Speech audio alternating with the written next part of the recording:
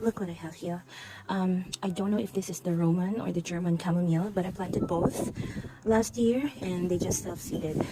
Just look how much I got here. I don't really need a lot because last year I only had like 3 plants and I harvested so many. So I reaped out some of them.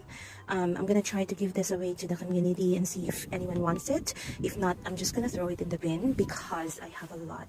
Like one plant can actually grow like maybe 2 feet and will give you a lot of flowers in summer.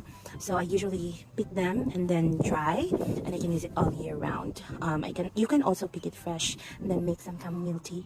It's so good.